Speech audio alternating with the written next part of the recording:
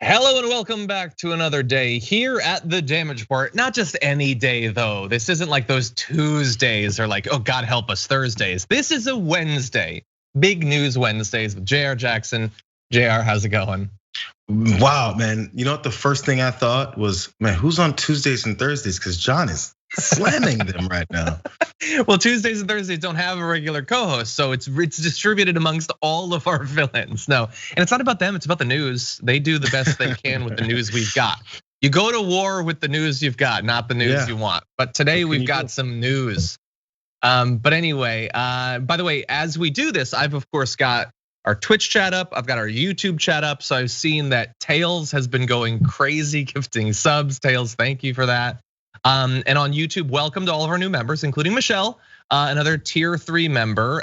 Membership on YouTube at TDR is a new thing. It's only been here for 1 day.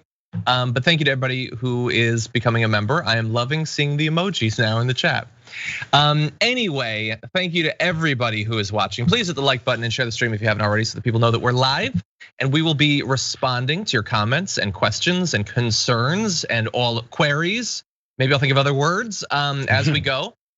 Yeah, there's like a quick poll for the folks since you guys are here and we're all live. Do Americans know how to make tea is the question of the day. Because I mean, I think I can learn, I just don't like the stuff, that's all.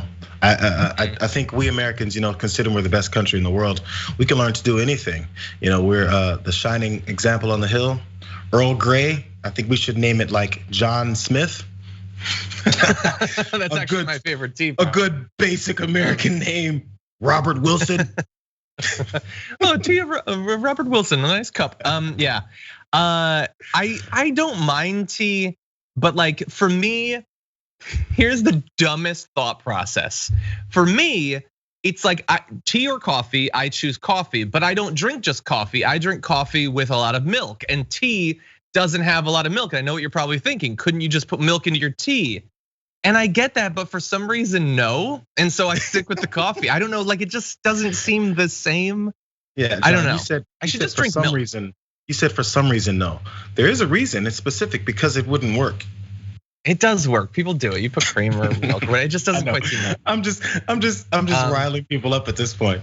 You are. But we should poll that though. Can Americans actually make a good cup of tea? Ooh, London fog, that's true. Okay, with that, we've got a lot of news to get to. And then after the show, by the way, this isn't a live thing, but it will be going up on the channel as soon as we can.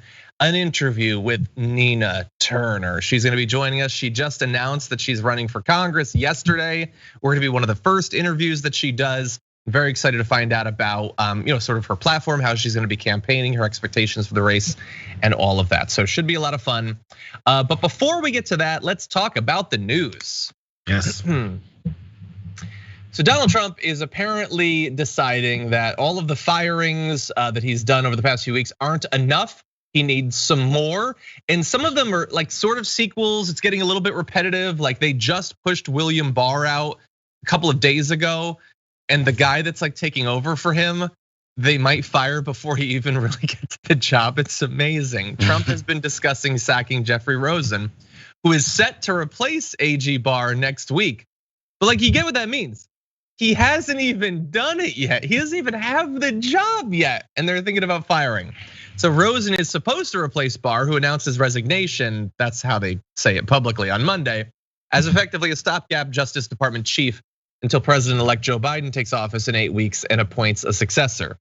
So that might not actually happen. They might replace him before he actually gets the job. This is of course the guy who's been the deputy to Barr for more than a year. So insofar as you are qualified, I guess theoretically he has some on the job experience. Not like it's qualified as Buttigieg for transportation or anything, but he's got some experience. And they might actually not give him the position. They might choose someone else to just stick around for the tiny bit of time until Joe Biden takes over. You can't have 1 day where things are possibly being done in a normal fashion, because it would make sense. Well, first off, it wouldn't make sense for William Barr to be fired with around a month left in this guy's lame duck term. But so even with that, like the normal thing, even if someone did leave, maybe this guy steps in, like you said, he's a deputy and he probably knows what's going on. But this seems to me, like a preemptive threat. Like, don't you Jeff Sessions this. Just make sure you know for this last month that we're walking around here aimlessly watching TV and tweeting about it. Let's make sure that you're on board to do the things that I need you to do to either disrupt this next administration or to make sure that I disrupt America even further with these crazy calls for election fraud. Yeah, and let's just bear in mind how short of a time it is. That graphic's not even actually right. I don't. Business Insider said it's 8 weeks. It's less than 8 weeks. It's very soon. And so even if this guy Rosen got in, like theoretically, like he knows the DOJ, he has contacts in the DOJ clearly, so he could theoretically get something done. Who are they going to put in, and with what time to do anything? But the thing is, we do have an idea of what they want to do. Trump has apparently been discussing removing Rosen if he doesn't comply with his demands and appoint a special counsel to probe Hunter Biden's tax affairs and the president's election fraud claims. That's according to sources close to the White House. According to the report, Trump has even discussed with his personal attorney, Rudy Giuliani, who still is his attorney, whether he can appoint special counsel investigators himself, believing it would damage the incoming Biden administration. What do you know? And I just want to say, like, can we not? Like, seriously, can we not with the DOJ? Can we not with the AG? Can we not with Trump? Can we not America? Can we not go through another couple of revolutions and cycles of this nonsense? Every word I just read for you is nonsense in like 6 different ways, except that it might actually happen. But aside from that, it's all BS, and I'm so sick of it. I am so done. Yes, you're so stupid developments. Do you know why? Part of the reasons why you're so sick and done with it. We've got Trump again ready to appoint another, maybe another attorney general to take over for this last month or so, to do his bidding. And previous to that, you had Jeff Sessions who did his bidding, except for just 1.5% of the time, done. Bill Barr comes in, does his bidding. He learned his lesson, except for this last moment when he spoke reality, done. So all this is happening and we're watching it and we're going, oh, this is frustrating. Oh, it's so annoying. I'm so tired of this. But Joe Biden is floating Sally Yates for his pick as Attorney General. And you know what Republicans in the Senate are saying? Oh, this is a non-starter. It's not gonna fly. Somebody let this guy know we're not gonna affirm her. What's the matter with him? She's bristly. I don't like how she spoke to us in those hearings about the Russia investigation. I don't want any of this. You know who I like? I like Doug. Who's our boy from Alabama? Jones. Doug Jones. They like Doug Jones, and they like Merrick Garland. They like Merrick Garland for the role. The same guy that they made sure didn't get on the Supreme Court because. Well, it wasn't because he was a radical, because he's not, but it was only strictly because to reject any kind of pick that Obama would have put forward. So now they're ready to invite him in with open arms as the Attorney General because that's who they like. Because Doug Jones is nice. Specifically, one senator directly said, he's a nice guy, I like him. So that's in comparison to Sally Yates, who apparently is not a nice woman, and you dislike her because she doesn't take your crap. So again, this is the scenario we're dealing with. You got senators now saying, Biden, F you no matter what you do with this pick. But Trump is running around just gonna throw a new person in for the last 30 days because he needs another yes man. And what's the Senate saying? None of this stuff. Yeah. And the thing is, like I don't want to speak for you, but feel free to agree or disagree. For me, it's like, okay, so like Trump has these like insane goons that like were, I think, made out of a pool of mud by Saruman. They're these ultimate trolls that he wants to put in office. And then Biden has these people that are being pitched by the right as the equivalent on the other side. And then I'm just sitting here as a left. It's like, I really don't like that person, and I don't really care about that person. Like, I guess I'll defend them because at least they're competent and they can do the job. But like, when do I get to be excited about somebody? Doesn't really seem like that's gonna happen. And then the thing, you nailed a lot of the reasons that it bothers me. But one extra layer is, it's that all of this nonsense. There's millions of Americans who'll be like, yes, they're gonna get Hunter Biden. They're gonna just get whoever. They're gonna pluck someone out of the DOJ to raise up, who's gonna like do a press conference that's like, Hunter Biden's corrupt, and then that person is gonna get 1 million Twitter followers. They're gonna be a celebrity on the right, and it's just the whole thing it's a dagger in the part of me that cares about reality, because so many people don't. And every day the dagger gets twisted by the news, that recognition, the new renewed recognition that people care about nonsense. Can I give you one more? Any other thoughts about this? Yeah, one more wrinkle. So there's this, again, take it with not even a grain of salt, but take it for who he is. He's this guy is a Trump campaign surrogate. I remember I pitched this yesterday for our show, but I guess it wasn't the right fit. But so this guy's name is Brian Trashker. I'm sorry if I'm mispronouncing his name. He went on Newsmax and he was talking about the AG and who may come in. He goes, Trump is about to enter the true wartime phase of this operation with the rigged election. He needs a wartime consigliere. And Bill Barr just is not that guy. So is this what Trump is thinking? It's like, oh, I can't have his deputy come in because he might think the same way Bill Barr is, which is not a true wartime attorney general to help me through this tough time. I don't know, but again, this is just a Trump campaign surrogate. Is who this guy is. I mean, not saying Trump said this, but I'm not sure if this is the information that's buzzing around the Trump campaign headquarters. How is that? How is Barr not that person? Exactly. All he did was defend Donald Trump. No, you know what? He's not ready for the wartime phase because he said the election's over. I can't. No, we're done. Not today. We're done. That's it. We covered the news. You know what's going on with the AG. We've done our duty. We're moving on. Okay, let's read some comments because I can't take it any longer. Okay, so. First super chat today was from Nicole, who says, hey, John and Jayar, I just want to let you know my dad made drastic improvements overnight and is on a lower vent and may be off by Christmas. That's amazing news. Very glad. I'm sorry. Which viewer is this? I missed her name. This is Nicole Nowicki. No, excellent news. Very good news. By the way, I saw that we had a resubscription on Twitch from one Brooke Marks. Thank you for being a subscriber. Anyway, Derek McCammon says, give us every inch today. Who is it that said that? Oh, it was Pascal who said, I gave him every inch. He still fired me, he won't talk to me. Oh my God, okay. Yeah, or think. He doesn't even need to rethink. He hasn't gotten to the first think. Gabby says, John, what does your shirt say? So this is our Keep Calm and Don't Forget to Wash Your Hands shirt. It's one of the pandemic shirts that we launched relatively early on. I believe that this is still available at Shop TYT. I like this one because it's got a cool sort of cartoony feel, but a serious message, and I feel comfortable wearing this in public. Dreffid said, make sure the water is boiling, then pour over the tea leaves, let it steep. The rest, cream, milk, sugar, is purely preferences. Tea is drunk so many different ways. Cream, condensed milk, sugar, honey, anything goes. Well, that's the issue. If anything goes, then I can mess it up in a million different ways. But thank you for your attempts to get our tea right. Up until now, we've had low tea. Anyway, by the way, Jayar, yesterday in one of the super chats, I guess because of space considerations, someone referred to Trump as T, and I don't like that. What do you think about someone calling Trump T? I don't like it. Well, I'm not sure if people really get it. I mean, I guess it depends on the context of what you're talking about. But Trump is a short enough name. It's not like his name is, Buttigieg or, I agree. Oh God, well, we're gonna be talking about him later.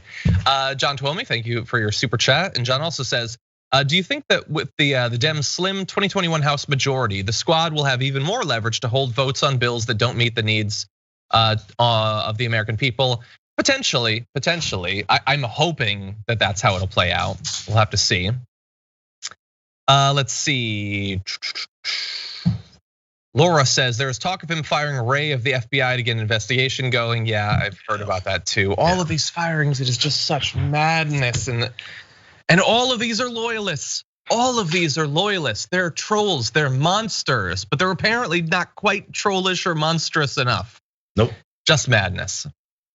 Sama Lynn over on Twitch gifted a tier 1 sub. Thank you very much for that. And also resubscribed. Thank you for that.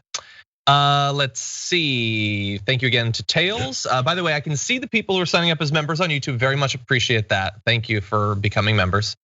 Mini Morpho says, making coffee, but I'm here. Love you, dragons. Mini Morpho has been working on some artwork that I'm very excited for recently. Some dragon themed artwork, doing a great job there.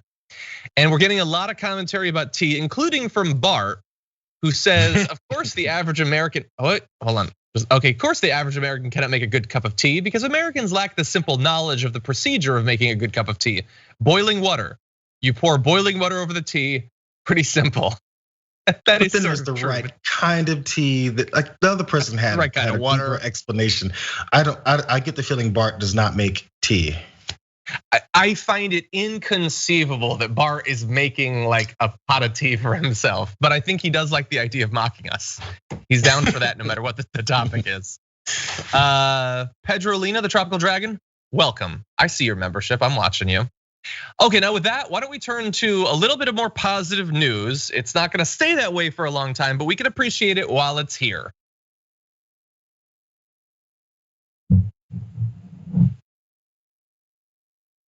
There we go. Nice. Feel more comfortable. I like to be in a little box. Nobody puts Johnny in a box. Anyway, we have been wondering, what is the next COVID aid package going to look like? And every day there's more and more reason to believe that it's gonna suck. But there are some people who are working on our behalf to make sure that it actually reflects the serious nature of the problem and the need that people have for help. And so it was good news. Last night we found out that the Progressive Caucus, led by Pramila Jayapal, apparently were pushing for no positive votes in favor of a bill that doesn't include the things that we know that we need. So she tweeted, the Progressive Caucus is united in our position. Any COVID relief package must include survival checks and enhanced unemployment assistance, the two most effective ways to put money directly in people's pockets. And by the way, I love that the terminology that I believe, at least I saw it first with her, of survival checks has caught on. She was immediately supported by other members of the caucus, including Representative Alexandria Ocasio-Cortez, who said, I will not vote for a COVID package. It doesn't include survival payments and unemployment relief for the American people. It's a red line, it's also common sense.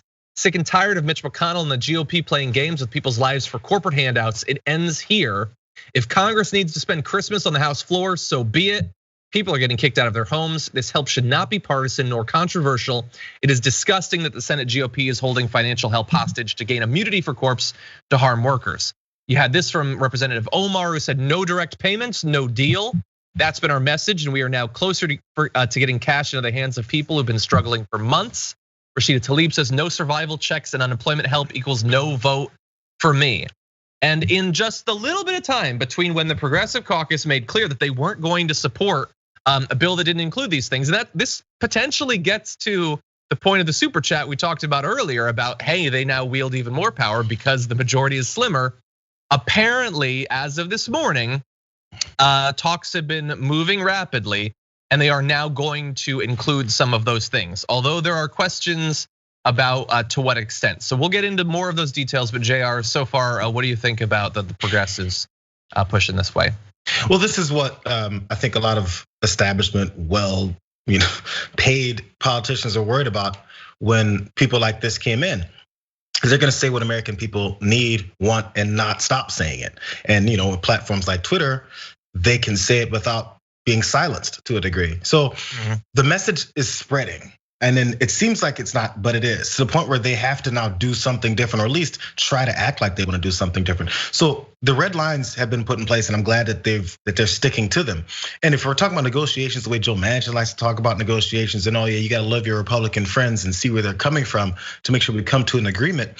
There's also starting points, and this is a starting point, bro. So if you don't like $1,200 and maybe $600 every month for enhanced unemployment benefits, I don't know. Okay, fine. We'll go down to 1,000. And I think that's a bad idea. But if you're gonna give them anything, the people who actually hate Americans in this country, anything, give them very little. Because again, the number one objective as a representative in this country is to take care of the people, to do to represent the people and make sure that they can survive. People always talk about a president comes in, his number one thing is to protect the American people. This is protecting the American people with their money. So sure, I would be disappointed if you drop it down a little bit, but there's a starting point that we are not gonna come off of. And I'm glad it seems like at least that payment is gonna be a part of it, which honestly should be a continuing payment every month. Exactly, yeah. The only finesse I would add to what you say is that's what the mission of the government should be. For a very long time, they don't seem to think that that's what it is. But 100%. And by the way, let's also not miss that.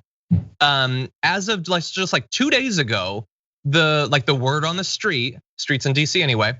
Why am I talking about it that way? Anyway, is that I'm so weird. Anyway, was that we were not going to have direct payments. We're not going to have direct payments. We're not going to have enhanced unemployment insurance. We might have a small extension of the insurance for a little bit, and then corporate immunity. And so the thing is, like, when I talked to Senator Sanders, he said this isn't going to be the last bill, and I hope that the senator is right, but it also could be. And so if you support a bill that doesn't actually solve the problem, but allows our elected officials to be like, we're good, we don't need to do this anymore, that's actually worse. That's worse than not doing anything at all, if that continues the pressure to get something done. And so I'm very glad that they're doing this. Now let's talk about for how much. So I'm gonna jump ahead just slightly. Senator Joe Manchin, and have you ever had a graphic that starts with his name that ends well? He's a co-author on the bipartisan package, said that leadership negotiators are closing in on an agreement that would extend direct payments of $500 to $600 to most Americans, but would deny Democratic negotiators long sought aid to state and local governments. So when I saw that, I thought, $500? It's been like 500 days since the last time you gave us any dollars. That is an insult. Like, and by the way, I don't remember the exact numbers, but it wasn't that many months ago that like Mitch McConnell was talking about something like $400, and we rightfully attacked it as utter nonsense. Joe Manchin, and what am I supposed to applaud him when he comes out and says he might get half of the measly, inadequate $1,200 that most Americans, but not a lot, got the first time? $500 weekly. Okay, we're talking. That's obviously something. That's in line with what Bernie Sanders was pushing for originally. But $500, where do you have to live for that to cover 1 month of rent? Is there a place, honestly, if you live in student housing in a rural area, maybe that'll pay for 1 month of rent? And go ahead, John. Yeah, it's just like, so now it's like they've been saying, okay, no direct payments, no vote. Thank you. I'm glad, and all of you are awesome. You're the best out there. But hold on, let's add another little layer. No survival checks of at least what level? Because if it's like $100, then is it really anything at all? Right. This is the thing. Whenever you throw around numbers like $500, $600, even the $1,200 number, what is the basis behind the number? Do you know the way people live? Do you know what their expenses are? Do you know how much revenue they've lost from folks who may have lost their jobs? Or this other part about it, there's people who have less work. Like there's people who are employed, but it's not the same level that they were employed before, or it's not the same job they were employed before. So it's not a 100% to 0% type of game here where, oh yeah, I was making $45,000 a year and now I'm down to making, it's not just to zero. Sometimes they could be down to making 20. And they're doing something because, again, despite what politicians tell us, Americans are not lazy. Americans do want to work when they can without being in pain or without having to do it to sacrifice their family to do so. So there's different levels. So if someone's bills are racking up, but then their income is different, yeah, they still deserve these payments. Just keep it real. I'm not sure we feel like, oh, you don't deserve $1,200 or even $2,000 a month because you still have this meager job. Yeah, I'm talking, but the rental companies don't say that to you. They don't go, oh, yeah, you know what? I see that you've lost some work, so yeah, we're gonna cut rent from $2,000 this month to just $700. Let's give it a go. No, those don't change. Why is this changing? Exactly. Yeah. Yeah, and it's very like, especially when we do these stories about things like this, where it's not like you have one source that gives you all of the most up-to-date information. You're combing through so much. I can't say exactly what the timeline for some of these updates is, but it seems like after Manchin talking about 500 to 600, Senator Thune says 600 to 700. Okay, I hope that that's a development. That's because they got criticized for the 500 to 600. Well, then I would say, Thune, I still hate your guts. That sucks. Let's get that back up there higher, because that's obviously not enough. And as of right now, and who knows, by the time you watch this, it could change. Supposedly the bill will not include the liability shield, which again isn't a major factor nationwide in terms of the overall dollar, like the cost of the bill. But it is very important, obviously, for any of the individuals who are being so abused by the companies they work for. And also, it is just such a thumb in the eye for Mitch McConnell that's the one thing he's actually prioritized all year. One of the only things he's cared about: getting Supreme Court justices and protecting corporations who got their employees sick, and some of whom even bet on the ones that would get sick. I've got to know if you would have to ask Senator Thune. So what's the basis for your $600 to $700 number, whatever it was, $500 to $600 number? Where did you get it from? There has to be some kind of a calculation behind this. What is it based on? And you brought up Mitch McConnell really fast. My last thought on this.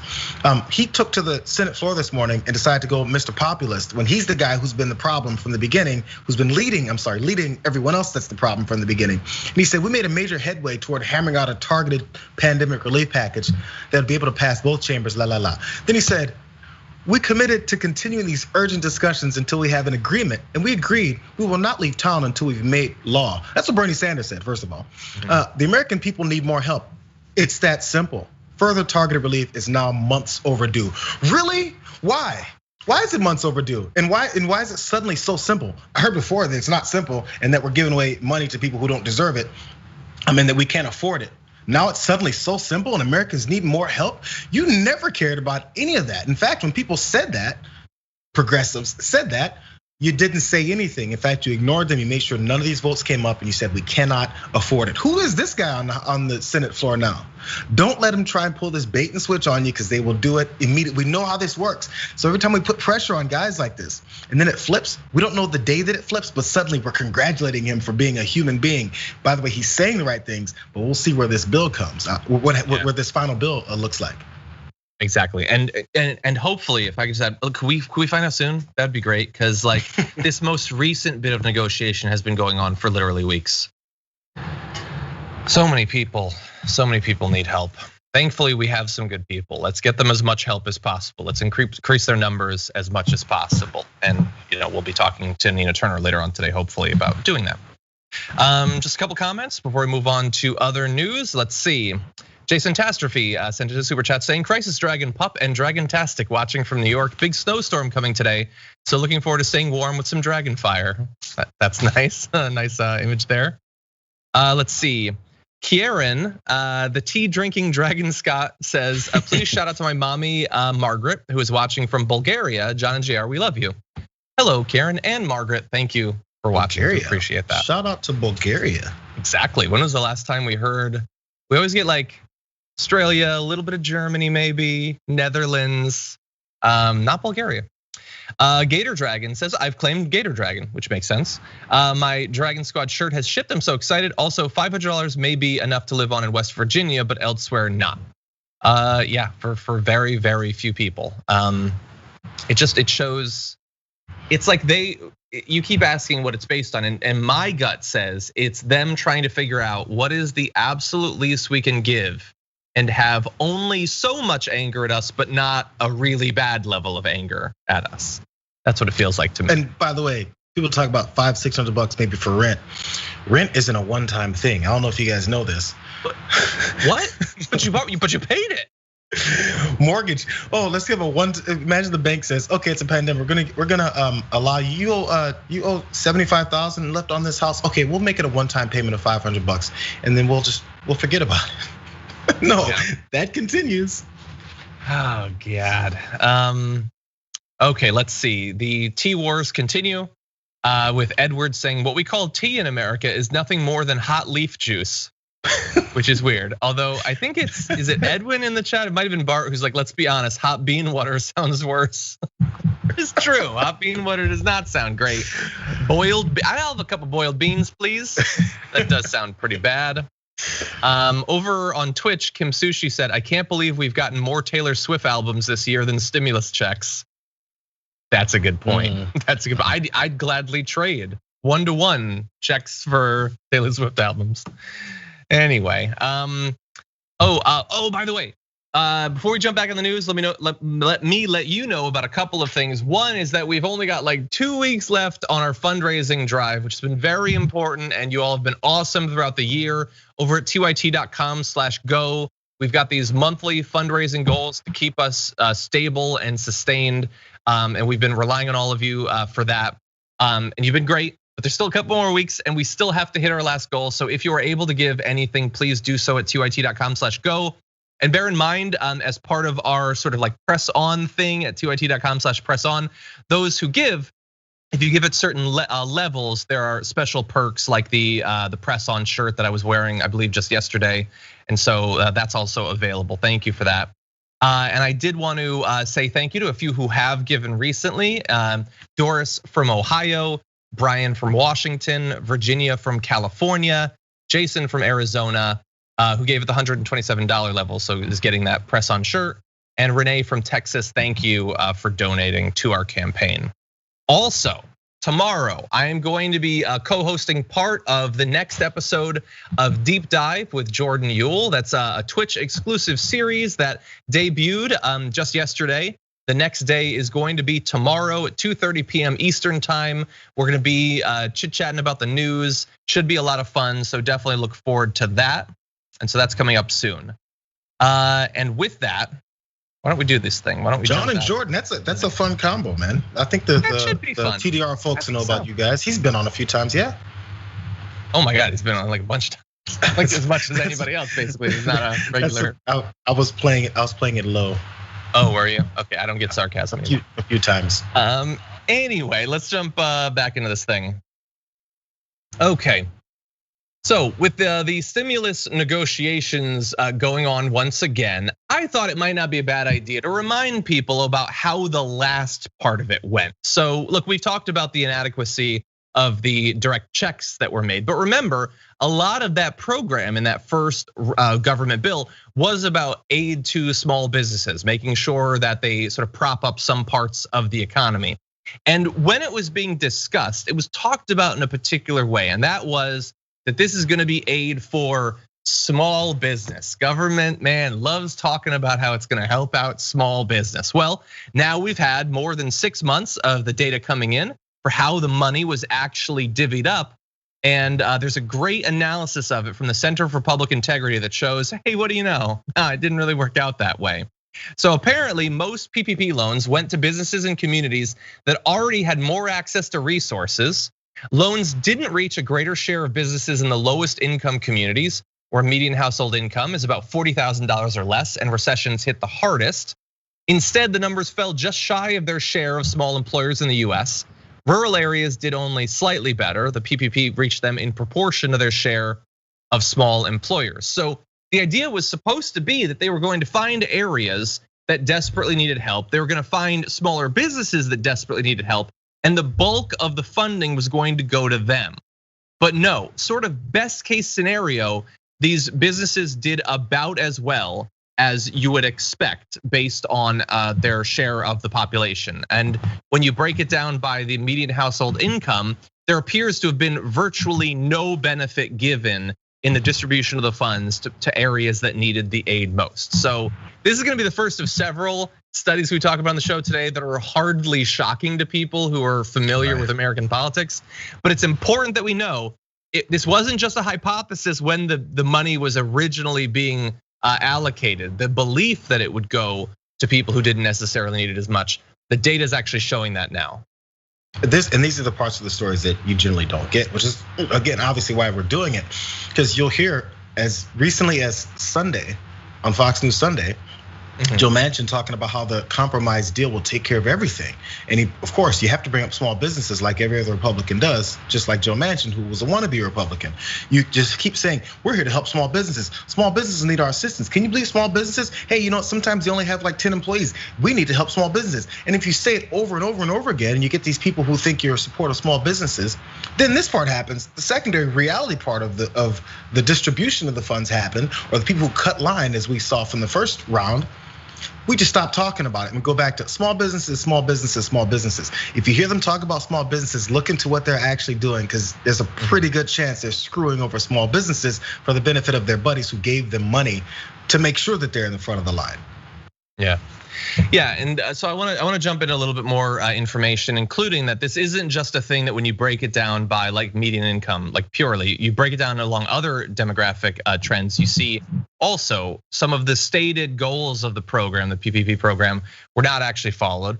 So the SBA did not ask applicants for their demographic information, but a May survey by Color of Change suggested that Black and Hispanic business owners were often denied the help, and many feared that their firms would not last the year. I remember we talked about that at the time, that they were denied at a higher rate than white-owned businesses. More information now breaking down into particular lenders. So Bank of America, which was the top PPP lender by number of loans that were given, sent half to the nation's highest income zip codes, which well above those areas' shares of small employers, oddly enough. Just 8% of its loans went to the lowest income communities, well below their share. Wells Fargo, which was the fourth largest lender by number of loans, sent 8% too to the lowest income zip codes. Did they have like a phone call that like they figured out that's what they're gonna do? They sent 2% to rural areas. Yeah.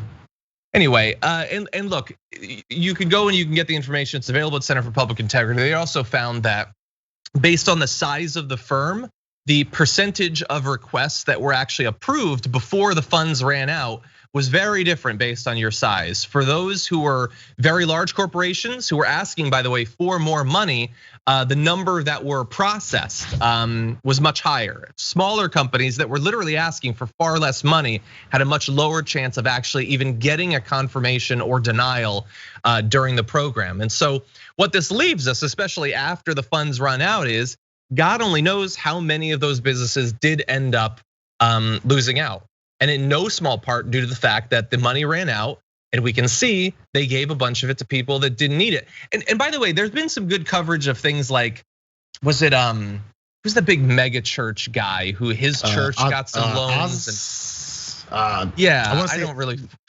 For some reason, when I start with that, I think it is. No, because it's different. Is it Osborne? Anyway, but yeah, like I saw news coverage of that, which is totally true, and that money shouldn't have gone there. And there was like Jared Kushner and Trump's family and everything, and certainly those are egregious. But while this is less sexy, this is where the bulk of them, like you can see that the bulk of the money was given in incredibly inequitable ways.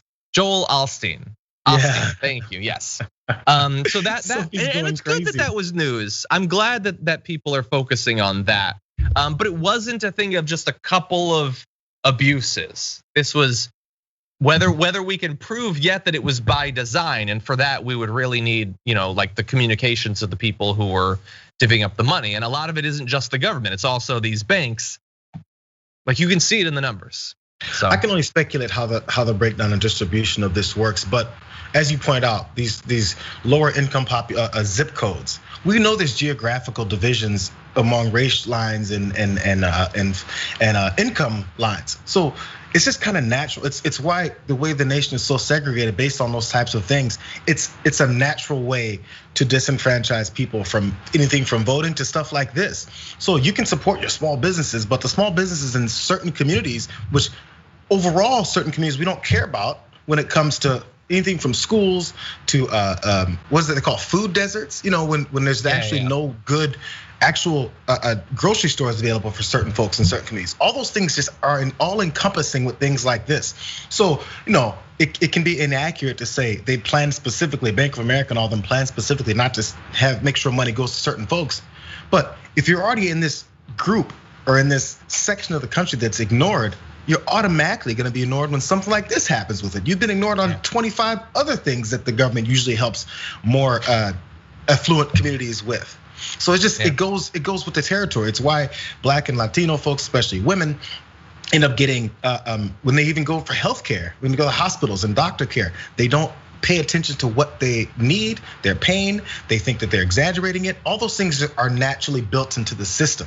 So you can't say, oh yeah, they saw a Black lady come and therefore they started discriminating against her. They kind of did because it just goes with the flow. It's why it's a systemic problem and not just an individual, each person is choosing to do it in the time that it happens.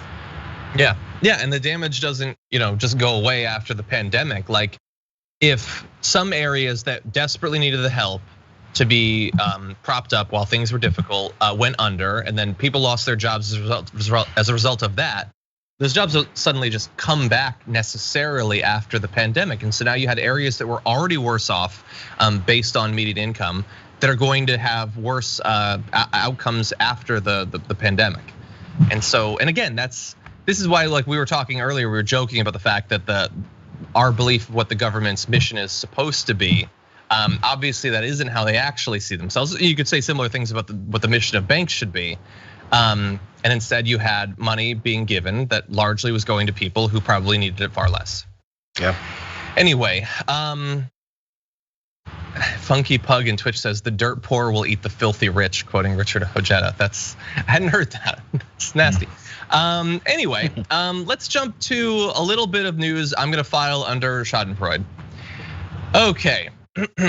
So we know that the government is loving their holiday parties, and perhaps the most egregious is one that we've been anticipating for a couple of weeks. JR laughs as soon as Mike Pompeo's face shows up.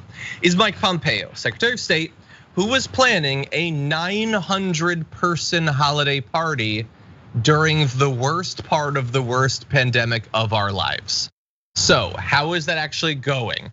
Well, to give you an idea of how fun and awesome and well attended of an event it was planned to be, Pompeo ended up not going. His name was on the invitation, he was scheduled to speak, but he canceled his speech and tapped a substitute speaker, according to 2 officials.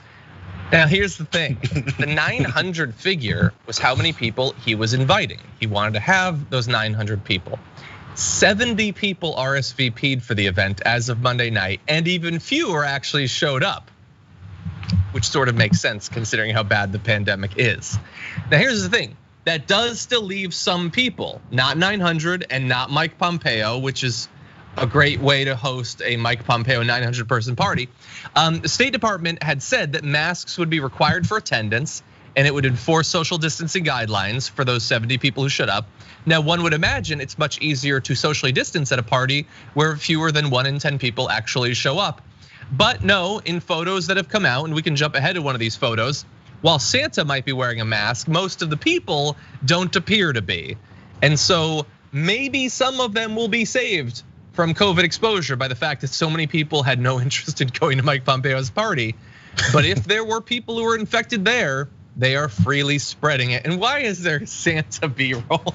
It's not a thing.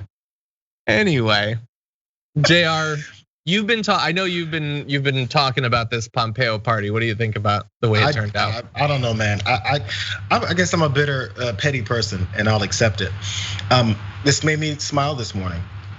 The Grinch got a hold of Mike Pompeo's Christmas party, and he didn't grow a heart 10 times bigger and make sure he returned the gifts. No, he kept that party and he put it in his basement, and it's where it stays. No, you mentioned 70 people showed up. No, 70 people RSVP'd, even fewer than that actually showed up. That's true, yes, 70 RSVP'd. No, I want to make sure we get every aspect of the pathetic nature of this party. Again, this party that people told him weeks ago, hey, this is really irresponsible for you to throw, Mike. And he goes, I don't care. You know, it's Christmas. Stop. Well, I'm not sure what he said, but this is the things that if you were a spokesperson from it, I could work from it easily and say this. You guys want to subvert Christmas. How come you hate Christians? You know, the normal things you go through down the line of litany of things. Anyway, people realize I don't want to die. Why would I show up? And in fact, Mike Pompeo didn't show up because he has to quarantine because he's been around someone who tested positive. Yeah. Jesus. And one Spoiler last alert there.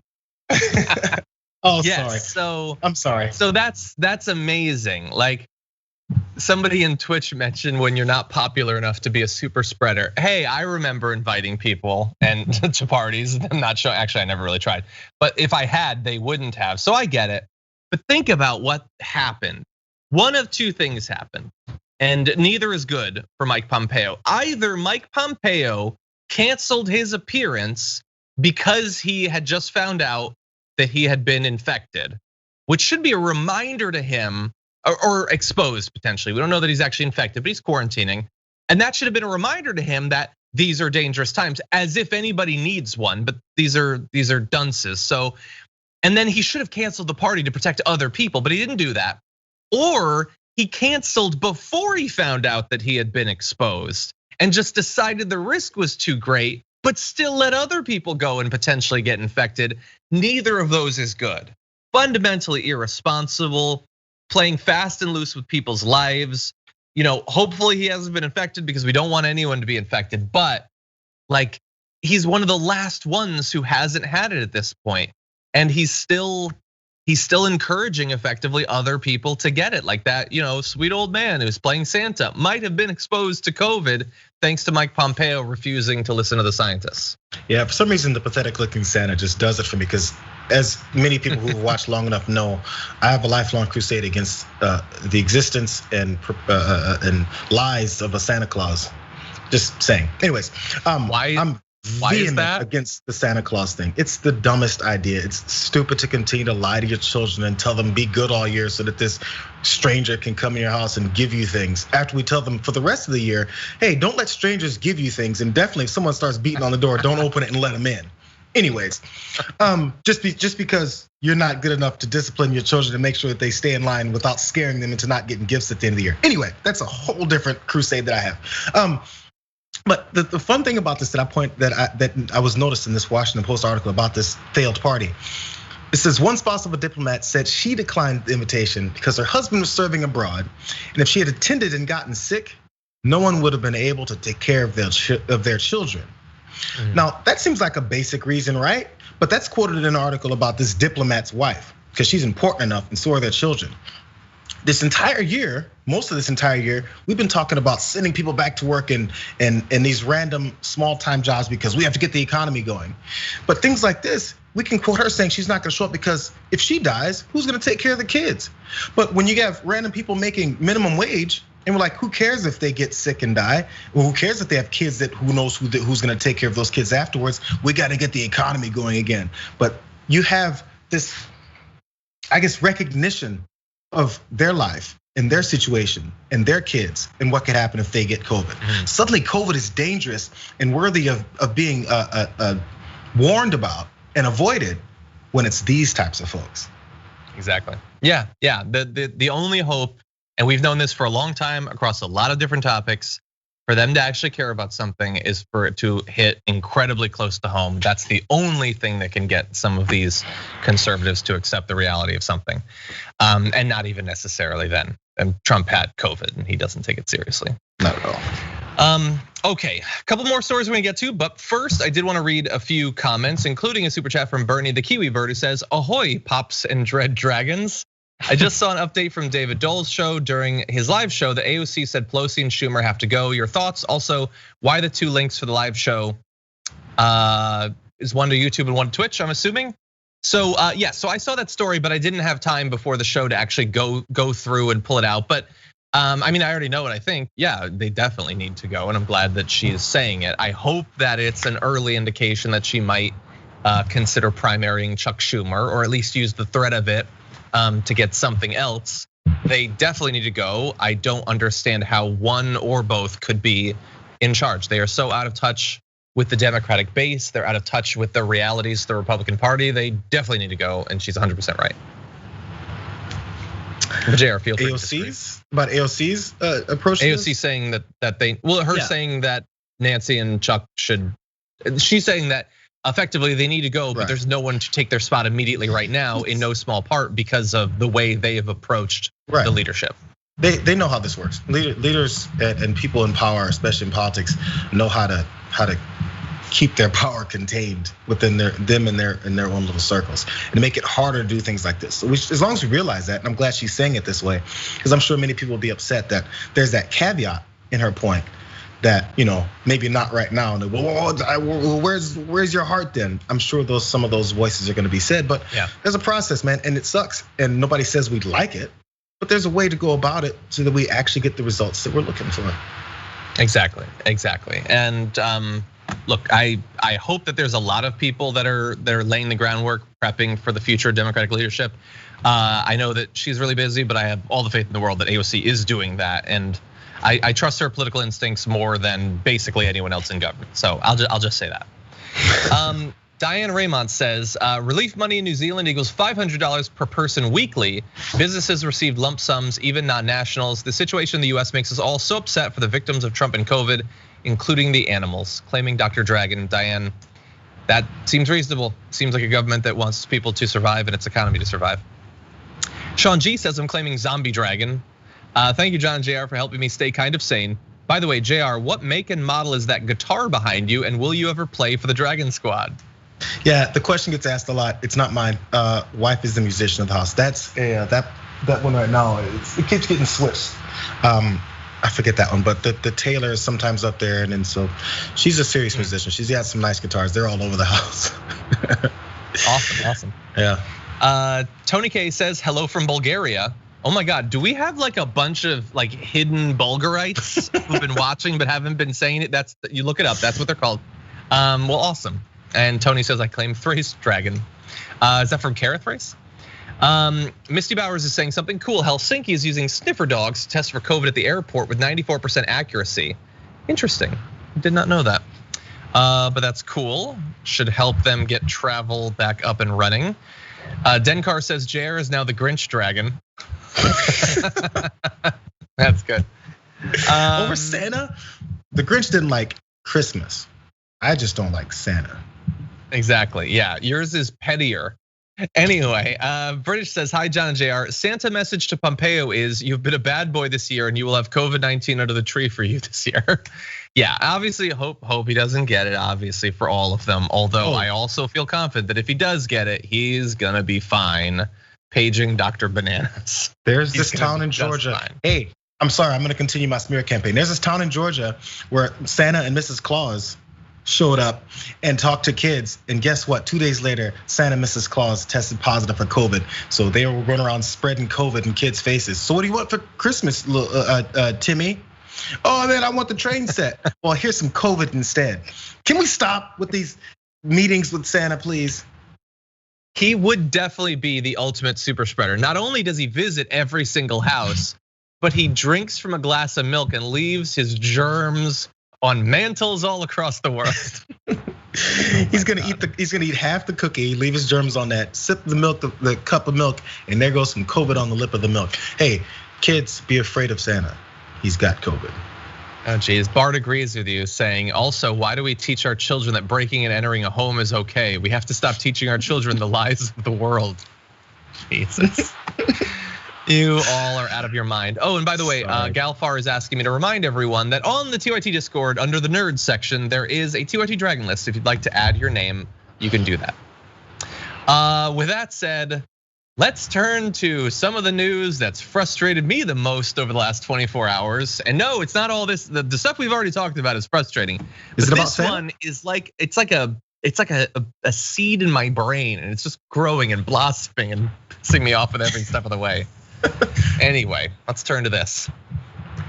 For those of you who are hoping for Ambassador to China Pete Buttigieg, sorry, I've got bad news for you. It's not gonna happen because Biden has tapped him to be the head of the Department of Transportation, and also Jennifer Granholm for energy, which is, I guess, better news. But Pete Buttigieg will be the Secretary of Transportation, with Joe Biden tweeting, Mayor Pete Buttigieg is a leader, patriot, and problem solver. He speaks to the best of who we are as a nation.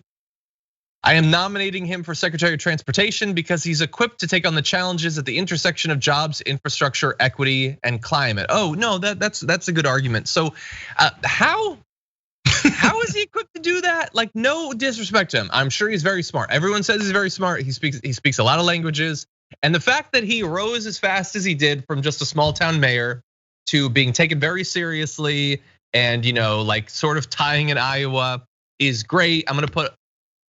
It's always, to me, I said like a week ago, it feels like the TRL thing. It feels like we were told someone we were supposed to like they plucked this guy and then donors showered him with money all of a sudden. These incredibly wealthy donors showered him with money, and then all of a sudden he's on the national stage and he's on magazine covers.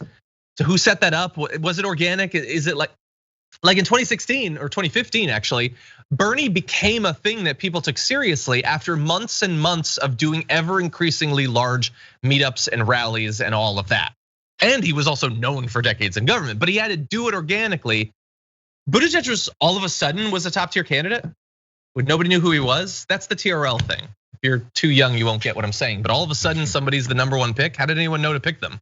I don't know. Anyway, so we've got more on this, JR, but he's apparently going to be Secretary of Transportation. What do you think? I think you guys are gonna be upset with me, but it's not that I'm in support of this. I'm just not surprised. Absolutely not surprised. Okay, in fact, expected it to the point where I'm like, okay, I almost wouldn't have mentioned it. I saw the headlines, I read some of the stories, and I was like, oh, so transportation is the one that he got. That's really the biggest news, is which one would he get? And then after that, then I looked up and said, what exactly is the head of the Department of Transportation have to be responsible for? Because you know why I had to look it up? Because I don't have generally follow what the head of the Department of Transportation is doing on a day-to-day basis, and maybe that's a shortcoming of mine, that I don't know how to follow the Department of Transportation head to realize if Pete Buttigieg is qualified for it. And of course there's road projects, infrastructure, safety measures, all those things. Which again, I don't know if the head of the Department of Transportation is an expert on these things ever. There's people who work for the Department of Transportation as career people, and they know how to run it. And there's a guy in the head of it who probably gets taught up to a degree, which he will. And then by year 2, he'll be competent, because other people are doing a lot of the work, which is, I think, a lot of the ways politics works in cabinet positions. There's a huge team of people that does the work. And there's a guy in the front of it who you would hope knows more than everyone else who leads it. But they're like, well, we'll just assist him into it. Not yet, look, not at all. They already said it before. We talked about this before. He's gonna learn on the job. Okay, then we can pick anybody. It could literally anybody. Could have been Beto. It could have been no, but that I don't actually buy that. I think that you were at least partly right, and that makes me at least a little bit hopeful that he'll at least be able to stop it from like falling off a cliff, the entire department, which by the way has 55,000 people working at it. This is not a small department. Right. To put it in perspective, it is more than half the size of the town he was a mayor of. He's gonna be directly in charge of all of those people. I don't know, it just doesn't, I just don't like again, to me, okay, he's smart, he can learn on the job. Thousands, millions of people could learn on the job. They're still picking him to do it. And it is still fundamentally not taking the person who is heading this up all that seriously. I just don't think so.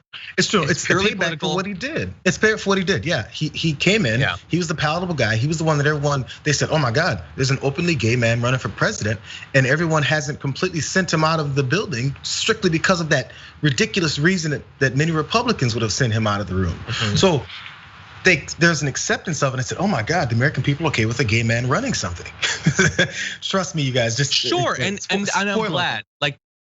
So yes, so he is going to be the first openly LGBTQ person to hold a cabinet level position for Biden or for anyone, and that is a good thing. But at the same time, I can point out that this is a purely political thing that he's being given for what he did during the primary that has nothing to do with any of his experience. And I don't care how many tweets Nancy Pelosi or anybody sends out about the fact that he was a mayor and they had buses, so hey, it makes sense.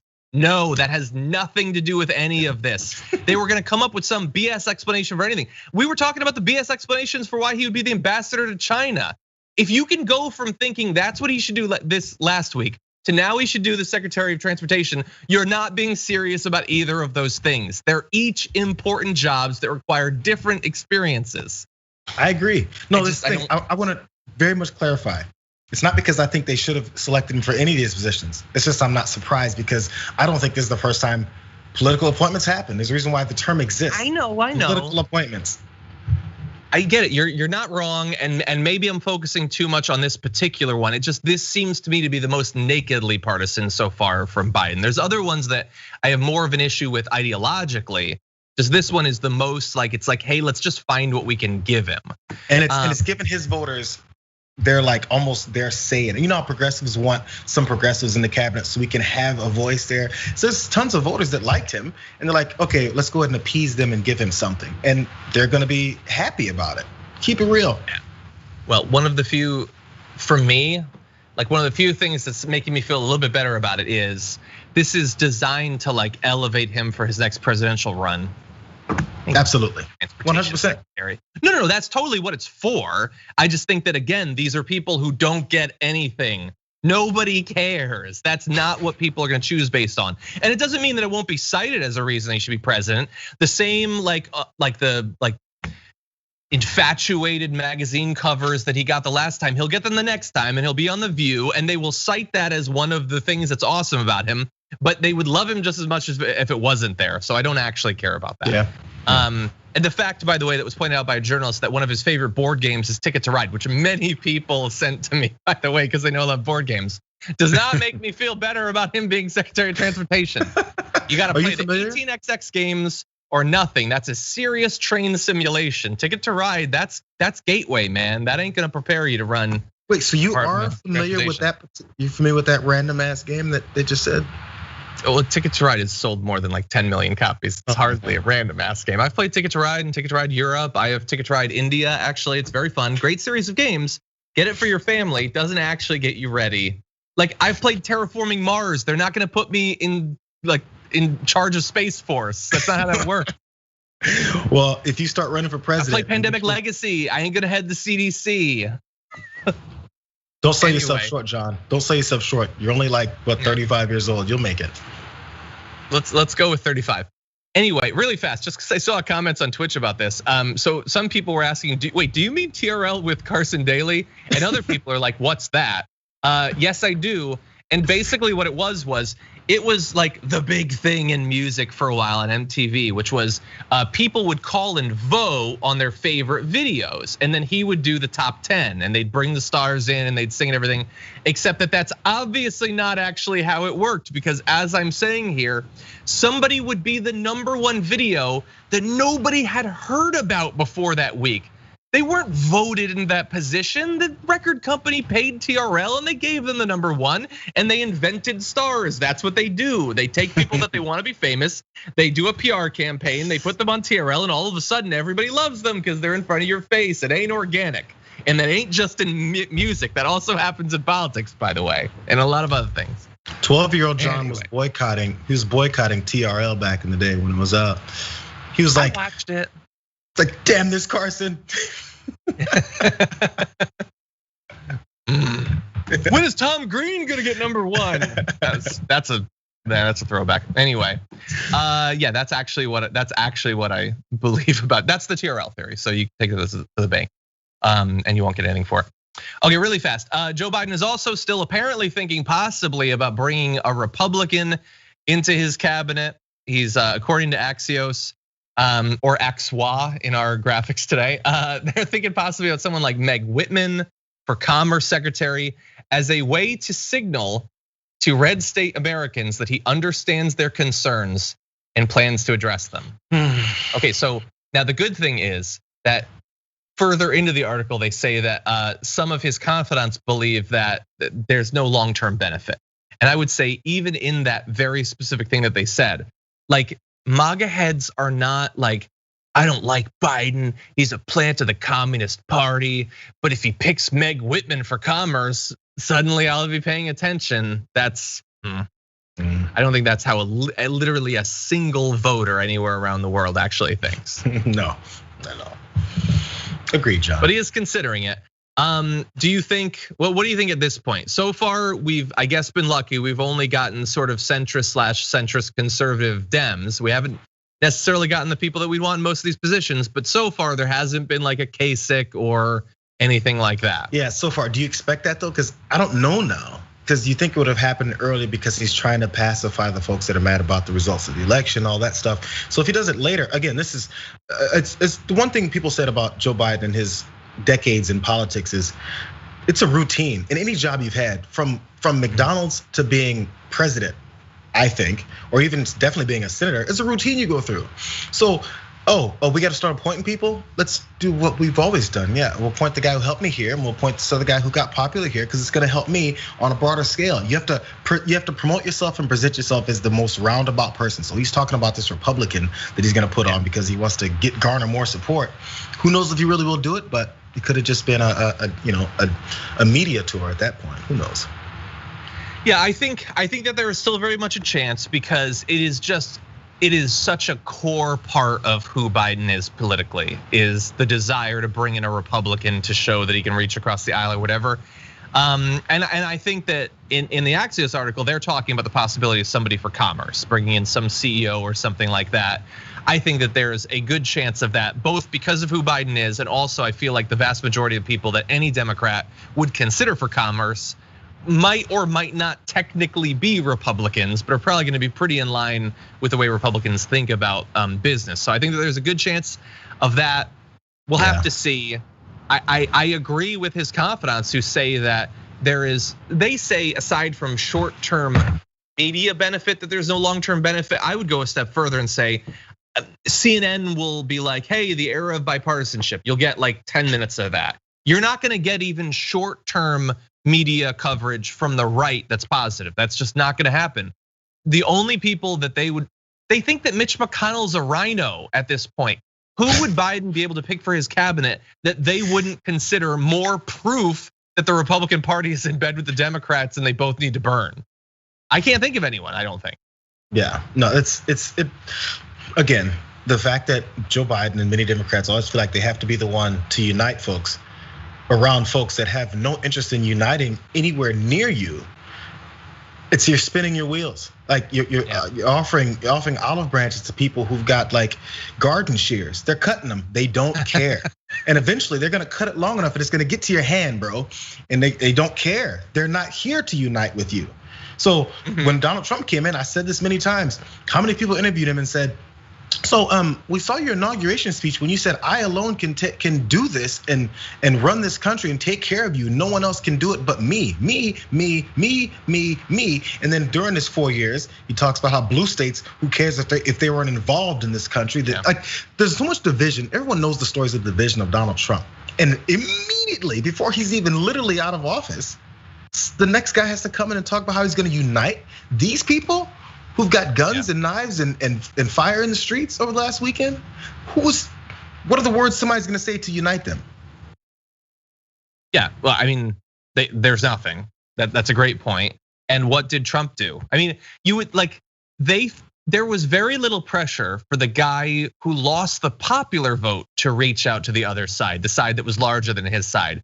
Biden won in a landslide, according to Trump, and by like far more than 7 million votes. But the expectation will be that when it comes to cabinet positions, theoretically, when you're picking judges, better not pick any crazy libs or anything like that. Yeah.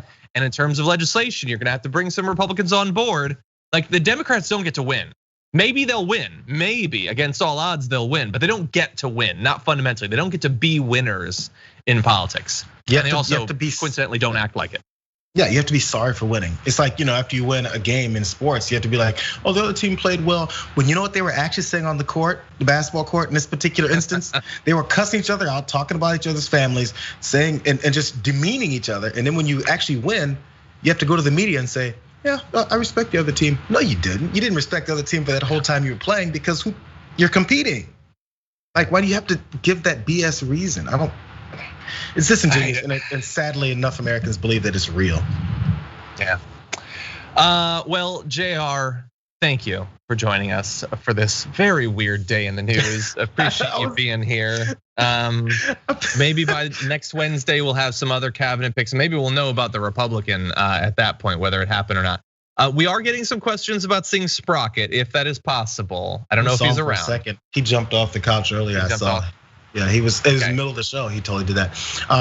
But yeah, I think I will ask again. I really would like to take care of him for a couple of days. Oh yeah, set that up this time. I keep forgetting after the show, but feel free to text me or something. I can pick him up. The random nature of the show, I don't want to apologize for it. I just want to acknowledge maybe I spent a little too much time on Santa. It's a little bit. Maybe I talked about TRL a little bit too much. Anyway. That's the pandemic TDR. It's amazing that there's this much left of it at this point. But anyway, thank you, Jayar. Have a good one. Appreciate it. Hey, Nina Turner's gonna be awesome, you guys. Every time she speaks, I can't help but to get fired up. Can't wait to see it. She is. Yeah. Okay, man. See you in a little bit. See you guys. And for those of you at home, let's read some comments. David Baker says, always try my hardest to make it on Wednesday. Can I be Bacon Dragon? I wonder what sort of bacon you're talking about that, but you can have it either way. Let's see. 219 Tiger says, I love the show. I'm worried about the violence that may happen. Plus my town lost our mayor because of corruption. Or you're not in Kansas, are you? I saw that there was a Republican mayor who stepped down because of threats of violence after she supported mask mandates. So that's great. Jovan Thompson says, in Eastern New Mexico, my rent is $425. We need $2,000 a month throughout the pandemic and 6 months to a year after. Yeah. Well, we've now found one of the few areas that the rent is that low, but of course that's not the only cost to actually live. May Money to Building says, I have been making more money during COVID than I was before. This country is so sorry. Sup Jayar, Witch Queen of Oakland Dragon. Thank you for the super chat. Tamara Rose says PPP is taxed as income and it's an ouch at the end of the year. That's a good point. So it's even less than it sounds like. $500 isn't even $500. Dango Bengal says, isn't Pete still about to be subpoenaed by his own city council because of the police tapes? Remember how he fought so damn hard to never get those tapes released because of what was said on them. Actually, I don't know at this point what the status of that is, but I would assume, maybe shouldn't assume too much, that that's one of the things that the Biden team would have looked into, but yeah, maybe we'll see. Fauci apparently said that Santa's immune to COVID-19 according to Woden Toad. That's a great story. Yeah.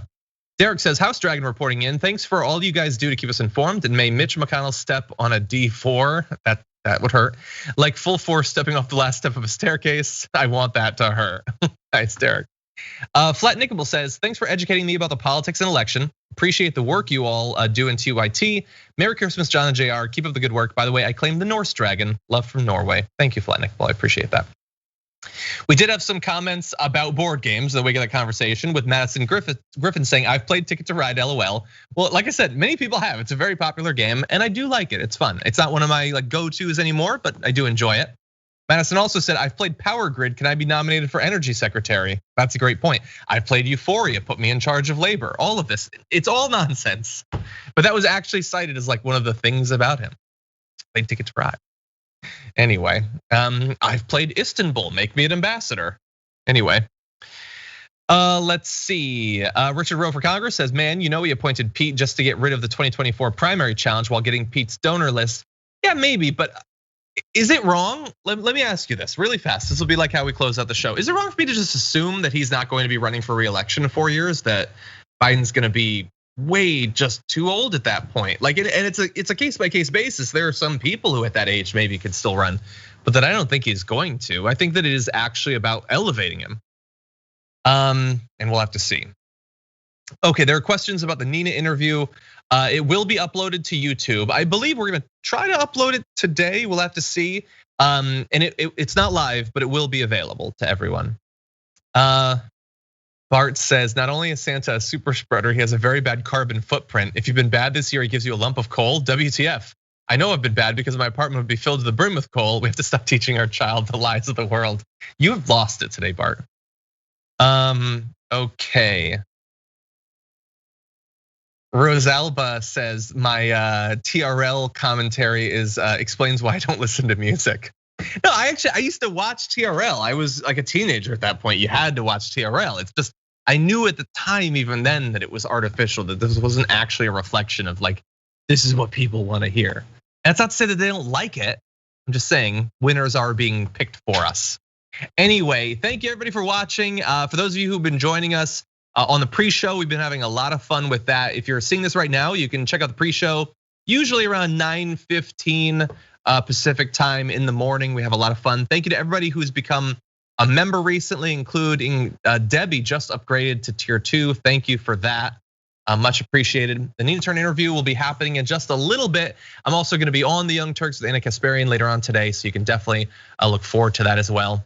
And until then, stay safe out there, stay sane out there. I'll see you soon.